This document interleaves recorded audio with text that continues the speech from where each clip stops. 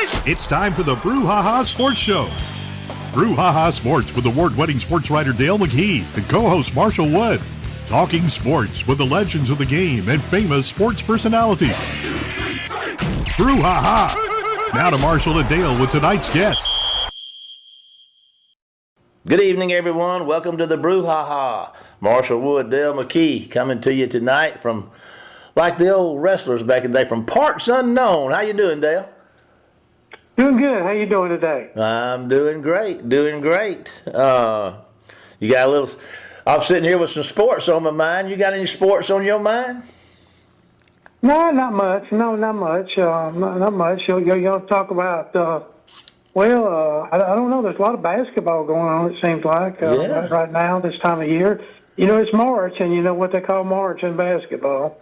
It's madness, isn't it? Madness. It's madness. It's crazy. It hadn't quite happened. And, you know, we get a little taste of it this weekend. We got a little taste of it last weekend. But you know, we'll adjust there. Yeah. Any particular things going on in the world of sports? Well, Mississippi related. William Carey ladies are going to New Orleans to play in the national, one of the regionals for their NAIA tournament.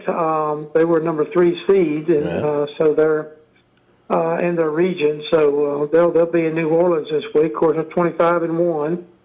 Wow. The William Carey men are going to Langston, Oklahoma.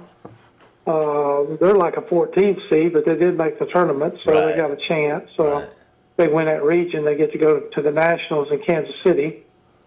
And then Blue Mountain College out of Holly Springs, Mississippi, they made it for the first time ever. Their lady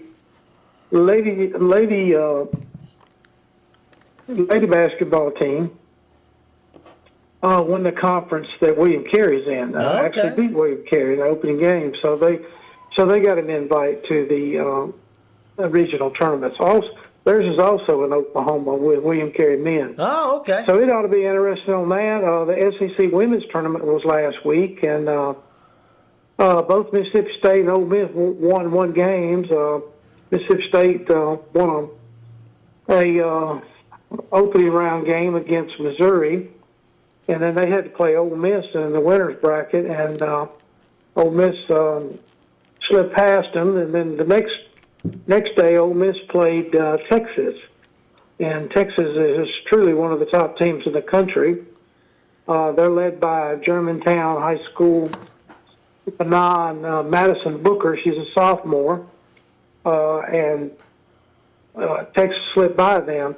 Booker is a sophomore, but she was named the SEC Women's Player of the Year.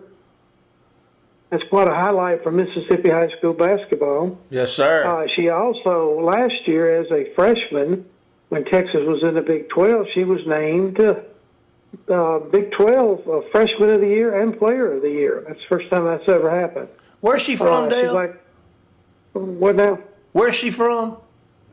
Germantown High School out of Richland. Okay, you know, Richland, Mississippi. Germantown was, you know, they were kind of one time in with Madison Central, right? And then them split because Madison Central was getting so big, so they split them. And now Germantown's a 7A school, just like Madison Central. Yeah. But Madison's father, Madison, he played basketball down at USM in the late '90s, early 2000 season. And so she comes from a good basketball. And the thing that I got about her is that she's a civil engineering major. That's got to be impressive, you know, really, you know. Yeah. And so, you know, very, very proud of her. But also, I thought State and Ole Miss held their own up there. And, of course, State and Ole Miss will find out, along with Texas and several others, next Monday night, where they'll land in the NCAA tournament, because all of them are expected to be in the tournament this year. Truly the madness of it all. Well, listen, who you got for us tonight as our guest? I think you got us we're going to kind of do the NFL a little bit here with our guests. Well, I don't know. I guess it's called the NFL. It's called the New Orleans Saints. There we go. Well, I think they're still part of the NFL, barely, but they're hanging in there. So right now, they're John Sigler, who's been with us a couple times before. He works for USA Today. He covers the Saints entirely for USA Today. Okay. There's only I think he said 30. He'll tell you in the program. There's 34 correspondents like him, one from each team, and then there's two. One does daily, and one of them does features and stuff like that. But there's 34 of them, and kind of like an NFL quarterback, there's only 32, right? There you go. So John's special breed there, but I'm gonna tell you what, John's is 110% knowledgeable about the New Orleans Saints. He's going to tell you anyway. Have you ever heard about the dead cat? Well, you're going to learn today, Marshall. Hey, I'm always ready to learn. With that happy thought, let's take a break and let some of our listeners learn about our sponsor. And we'll do that, and we'll be back with tonight's guest, John Sigler, right after this commercial break. Phillips Building Supply in Laurel, your hometown building supply store since 1954. We are locally owned and pride ourselves on helping our customers find exactly what they need. From foundations to roofs to doors and windows, Phillips has it. For tools, hardware, lumber, and plywood, visit Phillips Building Supply. Welcome to the show, John Sigler. John, how are you today? I'm doing fantastic, guys. Thanks for having me on the program again. Oh, yeah. This is about the third time you've been on with us, and we appreciate all that great information that you sent us. Last time we talked to you was just before football season, and a lot of things have changed in New Orleans. But before we start, tell everybody who you work for and how they can follow you if they're a big Saints fan. Yeah, you can keep up with everything we do at saintswire.com. That's part of USA Today's NFL Wires network. We got 34 sites covering all 32 teams, plus general NFL news, NFL draft coverage, college football, all that good stuff. And at saintswire.com, if you're big on the Saints, you can find everything you need right there. Amen. All right, that sounds good. Okay, now there's a lot of things that's changed since we talked to you last. And the biggest, I guess, was the replacing of Dennis Allen during the middle of the season. And now the Saints have gone out and hired an offensive coordinator from the world champ Philadelphia Eagles. Just tell us your thoughts on the change, and did it need to be made, and how's things look forward with the new young coach? Yeah, change was definitely needed there. We had seen Dennis Allen. DA was given everything that he asked for. He got his quarterback. He got his coaching staff. He got to make picks in 3 draft classes, 3 free agency cycles, and he just couldn't get results. And it was time to make a change. And the players went to Miss Benson, and she heard them out and agreed. And it was time to change direction there. And, I like Kellen Moore. He wasn't someone that was at the top of my list whenever this coaching search started, but I definitely see the appeal. I mean, here's a guy who was a tremendously successful college quarterback, shot up the coaching ranks once he hung up his cleats, did really well with the Cowboys for several years. He's had success, obviously, with the Eagles here this past season, learned a lot there. And now he's going to try and get the Saints on track. Now, it's not going to be an overnight change. I think we all need to be aware of that. We're not going to go from winning 5 games to winning 15 and going to the championship. But he does have a cohesive vision for the team. He knows what needs to be done. He knows how to win in today's game, and I think that's exciting. So this is kind of what a lot of people have been asking for, where instead of chasing this, these dreams of the Sean Payton and Drew Brees days, we need to go in a new direction, and that's what we're seeing here. So I'm very excited to see what he's got planned this off season, and where he's going to take this team in the next year, 2, 3, 4 years even. Well, listen, the quarterback situation there with Derek Carr, do you think that has hampered the Saints with the cap and all that. I know they got a real relief with the with the NFL cap this year, but do you think that that they should have maybe tried to do something with Carr so they could get a little money off the payroll? Yeah, and they're working on that now. They have an option to just do a regular contract restructure with him, like we see them do every year. That's an option on the table. But from what it sounds like, he's more open to taking a pay cut than he's sounded like at the start of the offseason, and that might be a better option for the team, where instead of moving that money around and paying some now and more later, it's, we'll lower the compensation now, try and get some better players in, and maybe that'll be the best for everybody. Now, I know there's been a lot of fans asking, well, why can't we just cut bait with this guy, go in a whole new direction? That's just not realistic. I mean, the Saints already lead the league in what's called dead money, and that's what you're paying for guys who aren't on the team anymore, like Marshawn Lattimore, Jameis Winston, Michael Thomas. They were already number one in that, and cutting Carr would have doubled it. So that's just not realistic. That wasn't going to happen. And I think a big part of that has to fall on Mickey Loomis for maybe overpaying Carr in the first place. I mean, just because that's what the market says you got to pay doesn't mean you have to pay it. I mean, we saw the Seahawks pay Geno Smith less than what Carr got and won more games with him. We saw the Buccaneers pay Baker Mayfield a fraction of what the Saints paid Derek Carr, and they've won the NFC South every year since then. So I think Mickey Loomis maybe overestimated just what Carr was going to bring to the team in the first place, and now they're kind of having to do some damage control after that. So they're working on it, and something, too, I would say is no matter what they do with Carr's contract this offseason, whether it's a restructure or an extension, that's not going to stop them from getting the quarterback that Kellen Moore wants. Now, whether that's drafting somebody now or moving on from Carr next offseason and getting somebody then, I don't think that anything they do with Carr now is going to preclude another move later on down the road. I got a question for you. I never mind showing my ignorance, so I'm going to do it again. Would you discuss that dead money concept and how that works and the responsibilities associated therewith? Sure. So the way that works is, all right, so to start out, NFL contracts are not like baseball and football and basketball contracts where it's fully guaranteed. Now, normally it's only about 40 to 60% of the contract is guaranteed when it's signed. And so what happens is whenever you terminate that contract and release the player or trade him to another team, if you've got any guarantees left from, let's say, the signing bonus, which that gets paid up front, and then for accounting purposes, it's rationed out over 4 or 5 years. Let's say you cut a guy in year 3.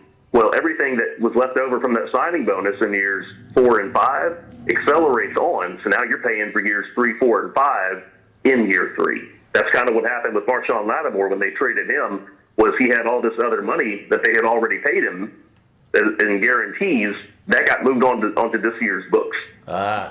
Because they traded him ahead of schedule. Okay. Same thing with Michael Thomas whenever they cut him. Jameis Winston whenever it's kind of the same deal when they let him go last summer. Because of the way they did it, some of it was left over on the books this time around, and that's just the way the Saints do business. And it's been argued a lot whether or not that's the right way to do it. I got you. It certainly can hamper you a bit whenever you're looking to sign new players and you've got 12, 15, 17% of your resources are tied up with guys not on the team anymore. That can be a challenge, and that's something the Saints have had to work around for a long time, and it's something they're actively trying to work on now. That's why they didn't cut Carr. Gotcha. Thank you, sir. That helped me understand what's going on. All right. Well, let me give you a scenario and tell us what. If they brought back Jameis Winston, would his dead money disappear? No, because any new money would be on top of that. So they would technically they would have gosh, it's like five. I think it's like $5.5 million for Jameis Winston right now. So let's say they sign him. Well, they still had that 5.5 plus what's coming in new. So, that's an argument sometimes that it's worth, signing a guy because you're already paying something for him, like kind of like an in for a penny, in for a pound deal. That's not always the case. The Saints done that last year with Andrews Pete. They ended up letting him go, took on more than $12 million in dead money, and decided, it's just not worth paying more to keep him. We're willing to let him go and take that hit than pay more to keep him. And that's the kind of math that a lot of teams are doing right now. All right, well, we got back to the quarterback thing. Now, looking toward the draft, Saints are going to have a lot of needs, and plus they got a lot of free agents that are up in age, like Cam. Tell us what you think they're going to end up with, what they're going to do with Cam Jordan, and then maybe talk a little bit about the draft with us. Yeah, Cam Jordan, he's one of several guys. He's in the last year of his contract, and he's one of several guys they're talking to about, hey, you may need to take a pay cut to hang around here. Because, just to be frank, his performance has not matched his compensation there, where right now he's got I believe it's a $12.5 million salary. His cap hit is one of the highest on the team, but he only had, I think, 4 sacks last season. And he's kind of been declining, which is natural for a defensive end, somebody who's been in the league as long as he has. That's natural for him to kind of taper off a little bit these last few years. And I think they're talking to him about a pay cut. He takes a lot of pride in having only ever played for one team. Yeah. And he wants to finish his career in New Orleans. He's made it clear that if he leaves, it's not because he wanted to. He's not going to request a trade. He's not going to, force his way out of here by any means. All of his children were born and raised in New Orleans, and he wants to be here. And I think they're going to work on a pay cut with him and Taysom Hill with somebody else who's a candidate for that. And I think he'll hang around for one more year. Excuse me, and try and hit that that sacks number he's looking for, to where he feels like he could be a Hall of Famer someday. Well, that's good. Okay, now, where do you think the Saints' needs are, and how they may go in the draft? Man, I look at the draft. There's not really a single position I can say, hey, they do not need to draft one of these. You can make the argument. That's bad, John. That's bad. That's bad, John. Yeah, it is. I'm telling you. It's a blessing and a curse, where you can say, hey, let's just take the best player available, and he's going to help our team win football games. I think that's one way to look at it. And we'll call that the glass half full look at it. How about that? And looking there at the first round, 9th overall pick. It really looks like that's a good spot to get one of these cornerbacks, and they're going to need one after trading Marshawn Lattimore. They might lose Paulson Adebo in free agency here in the next week or two, and it's awful slim pickings after that. Alontae Taylor has been up and down. Kool-Aid McKinstry, we didn't see a whole lot of him last year, so they're going to need another corner there on top of the depth chart, and I'm looking at a guy like Will Johnson from Michigan. If he had been healthy last year, he would be a top 5 pick. Like, lock, write it down in pen. He's going to be picked top 5. Because he dealt with a turf toe injury to close out the year, he couldn't run at the combine this last week. He might slip down to 9, and that would be a really good value at that spot. So that's somebody I'm watching. The other one to keep an eye on, that corner, is gosh, I hope I say this right. Janae Barron from Texas, Longhorns. He was another corner. He was actually coached by Terry Joseph, the new defensive pass game coordinator for the Saints, and he just lit up the combine. He hit almost a 4.3 in the 40. It was like a 4.4 flat, I think. Tremendous production in college, great game tape. And he's really one of those guys who has excelled in the defense that Brandon Staley wants to run, which is going to have a lot of zone coverage, a lot of pattern match. He's going to need intelligent corners back there, and Barron is one of them. So that's something I'm watching early. Tight end, that's another position. Mickey Loomis actually talked about that at the combine. He says, hey, we might need to double dip at tight end this year. finding one and drafting one. We need a lot there because Juwan Johnson is another free agent. Foster Moreau tore up his knee in the last game of the season. So they're going to need one. They're going to need some help there at tight end, and that's a really important position in Kellen Moore's offense. He dials up a lot of passes for the tight ends. So it wouldn't shock me if somebody like Tyler Warren from Penn State is in play there at number 9 as well. I like Tyler. He's a good kid. He's a good. I like his jersey number there. We don't see a lot of tight ends in 44. Kind of a throwback there. Yeah. Yeah, that reminds me. Who was the guy who used to play for the Raiders for a long time from BYU? Didn't he have a weird number? Todd Christensen. Yeah. Yeah, he had an unusual number for a tight end. Okay, are we pretty solid at quarterback behind Carr, you think? We got who we need? Oh, man. That could go any number of ways. You know, it's been said a lot here early on that the front office likes Spencer Rattler. They think he can develop into somebody special someday.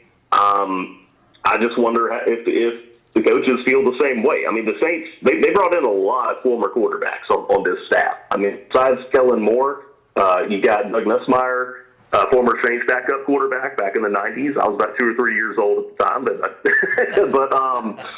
he's the OC now. They got Scott Tolzien as the QB coach. They're bringing Scott Linehan as well as a senior assistant. So they've got a lot of guys who have a history of working with quarterbacks and playing quarterback in the NFL. And so I'm really curious about that. You know, do they feel like Rattler or Jake Hayner, are either one of them a long-term viable starter, or are they going to go look in the draft or look around the NFL maybe? That's just really hard to say right now because, you know, frankly, these guys have been on the job for so long, they just haven't had much time to talk to the media about how they feel about different players. So it wouldn't shock me if there's a QB in the draft that they like. I know Cam Ward has a lot of fans. I know Jackson Dart has a lot of fans. So it wouldn't shock me at all if Kellen Moore falls in love with one of these rookies and say, hey, let's go get him, sit him a year behind Carr, and then we'll go to work in 26. So I could absolutely see that being the case. At the same time, you know, maybe he saw enough from Rattler to say, hey, let's invest in this kid. Let's give him some time, see what he can do, and see if he can't lead this football team in a year.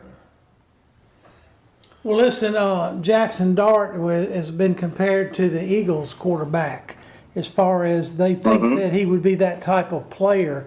As far as, Jalen is not a, like he doesn't impress you with the strongest arm of all the NFL quarterbacks, but he doesn't make many mistakes. And it seems like from what they were saying at the Combine, that Jackson Dart has a lot of that, and he says that he tries to model himself after Jalen and the way he plays because of Kiffin, because they both played for Kiffin at one time.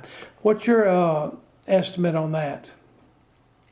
Yeah, I think that's a valid take there. I think they're two similar quarterbacks. They can make plays with their legs. They're built kind of similarly, where they're not the tallest guy in the room, but they've got they're stout. And you know, neither one of them, like you said, is really known for their arm. I mean, they can throw the ball, but they're not out here throwing for 5,000 yards every year like Drew Brees once did. My issue, and I've heard that comparison a lot, and it doesn't shock me that Jackson would say the same thing himself. My thing with it is when people talk about the Saints drafting Jackson Dart, they're saying, hey, he might be the pick of number 9. And my thing with that is if Jalen Hurts is the comparison, well, Jalen Hurts was a second-round pick. I mean, he didn't get picked till 53 overall, not number 9.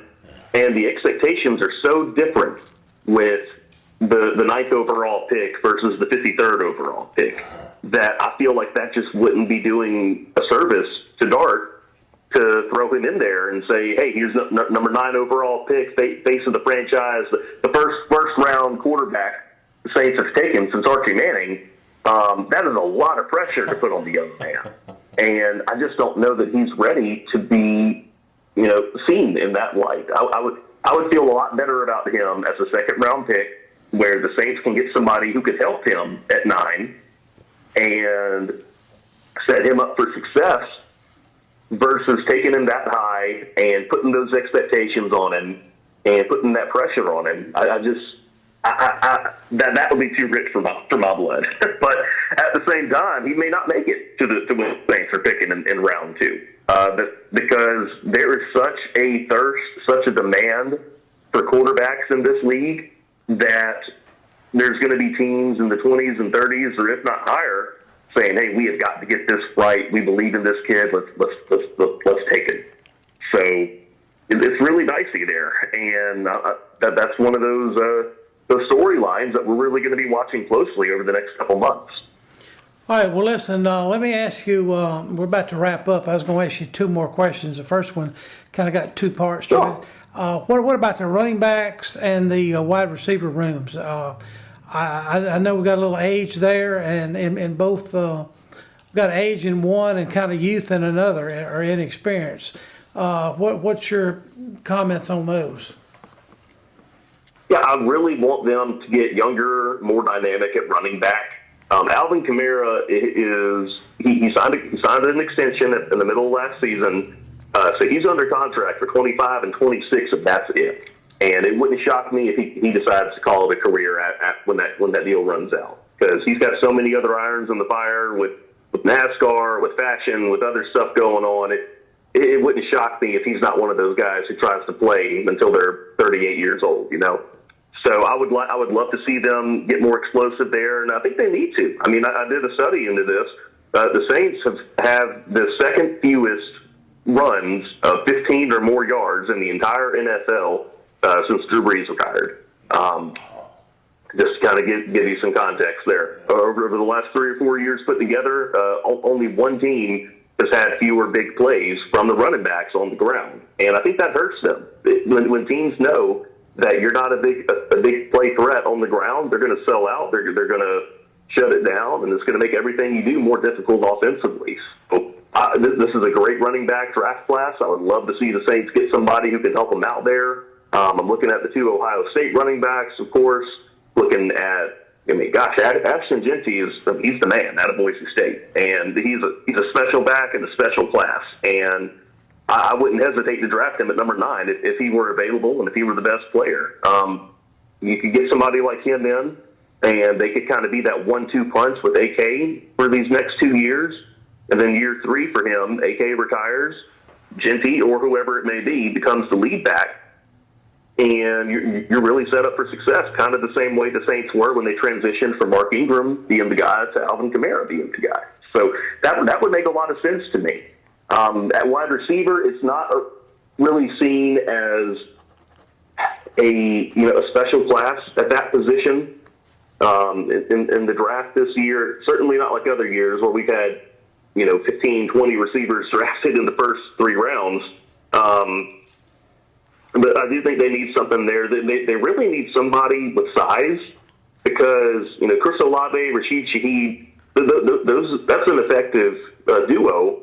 But they're both stand about 6 flat and weigh 190 or lighter. So you look at them and it's like, we really need that power forward, that Marcus Colston, that Michael Thomas type who can, make the contested catches, climb the ladder in the end zone, and make some plays for us whenever we're in the big moments. So I think they need help. I just don't know that the draft is going to be the way they're going to get it. And that's what makes me wonder if Derek Carr might be open to taking a pay cut if it means the Saints can go and get Devontae Adams, who, that's one of his lifelong friends and somebody he's played with before. So it's something I'm keeping a close eye on here over the next week or 2. Hey, well, thanks for that information. Okay, now I'm going to give you a trick question, and this will wrap it up. Okay? All right.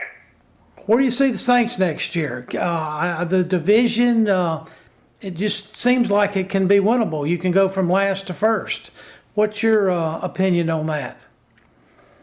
Yeah, I look at it. I feel like they could probably be like a 9-win team. I think, and they're certainly going to try and chase the division. They're going to try and stay competitive. And I mean, when you look at it, I mean, that's kind of what they want to do, is that Mickey Loomis wants this to be a winning team. He wants them to win while he's here and calling the shots and making decisions, and he doesn't want to worry so much about 3, 4, 5 years down the line. He wants to win, and I think they're going to be in the mix, and I think 9 wins is probably what they need to chase to be competitive. More than that, that wins it. Less than that, that's a disappointing season. So I think 9 might be the magic number this year. Well, I hate to tell you, this is Marshall. I'm butting in, but I think we've reached another magic number, and we're out of time. But, John, it flies when you're having fun, John, and we sure do appreciate you being with us. Man, you did outstanding for us, and we thank you for that. Going to ask you to hold on for a minute. Dale and I are going to take a break to hear from one of our sponsors and be back with tonight's final segment of the Brouhaha after this commercial break. Phillips Building Supply in Laurel, your hometown building supply store since 1954. We are locally owned and pride ourselves on helping our customers find exactly what they need. From foundations to roofs to doors and windows, Phillips has it. For tools, hardware, lumber, and plywood, visit Phillips Building Supply. Welcome back, everybody. I tell you what, John's always a pleasure to talk to, and Dale, you nailed it. He knows about those Saints, buddy. Saints. Yeah, he gave us some great information, and I think the Saints are reconstruction in a couple contracts there with, like he said, Cam Newton. No, not Cam Newton. Cam Jordan. Excuse me. That's okay. The defensive end, yeah, and also Derek Carr, the quarterback, and so that's going to give them some, as they call it, cap money, which I don't understand. Cap money. All I know is that if you trade somebody before their contract is up, that's called dead money.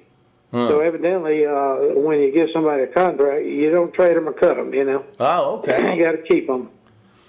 Speaking of which, there's been some recent activities, pretty big news going around the league talking about money. I see where the Buffalo Bills just re-signed Josh Allen to a 6-year, $330 million contract with an NFL record $250 million guaranteed. That's not a bad day's work, is it, Dale? No, that's Lord have mercy. I think he was the MVP. How much money is that? Is that about $1 million a week? Oh yes, I don't know. That's more than he. Well, that's more than Jamie's paying us for sure. Yeah, we need to see if we can get his agent down here to renegotiate our contract. Of course, the guy that's handling Myles Garrett's not doing too bad either. The Browns just re-signed edge rusher Myles Garrett to a 4-year, $160 million contract with a NFL record. The records are just falling like flies. $103 million guaranteed for a non-quarterback. So doing good there. A lot of money being passed around. Of course, it's a big boys game, isn't it, Dale? Yeah, I thought Miles wanted to play for, move out of Cleveland here about a week ago, and all of a sudden he's happy. That's amazing. It's amazing what a guaranteed $123 million would do. I tell you what, if somebody guaranteed me that, I'd be pretty happy too. Got that right. Hey, how about this? DK Metcalf's going to the Steelers, baby. Well, if I was a DK, I'd ask him, said, who's the quarterback here? Who's going to throw me the ball? Yeah. I think DK would have been better self-served going to somewhere like the Raiders, maybe, Yeah. But that's just my thinking there. I don't know. Anyway, I wish him the luck. He's I still remember Wayne County High School in Oxford, and DK Metcalf. He was a big part of that ball game. He was. So was Brian Jackson. All 165 pounds of him. It chopped him down at the goal line, baby. Oh yeah. That was a good one. My Oxford buddies still talk about how DK got in. No. I'm thinking, well, he should have at 6'3", 215 or 220 at the time. Missed it by a mile. Missed it by a mile. Well, Dale, you got anything you want to share with us before we close this chapter of the Brouhaha out tonight? You got any parting words or pearls of wisdom? Well, on a more serious note, really, I have such sympathy for the folks in our home county that's had to battle these weather issues the last 3 months. Yeah. We've had a lot of damage, a lot of broken hearts, and I think that we just need to remember them this week in prayer. I mean, I think that would be, I think that would be a great gesture if folks would just remember them in their prayers, because we got a lot of people hurting right now. Yes, we do. Thanks for sharing that, Dale. And let's do covet together to remember all these folks in our prayers this week. We want to remind you, folks out there listening, that you can follow us during the week on our Facebook page at the Brouhaha and on our YouTube channel, where all the shows are cataloged for you to listen to on demand. You can go there and see them. But we've come to the time tonight where it's time to say goodbye, Dale. Goodbye, Dale. And we'll see you next week for more of the Brouhaha. Get us out of here, Jamie. You've been listening to the Brouhaha with Del McKee and Marshall Wood. Heard Tuesday evening, 6 p.m. on WABO. For more of the Brouhaha, follow us during the week on Facebook and WABO.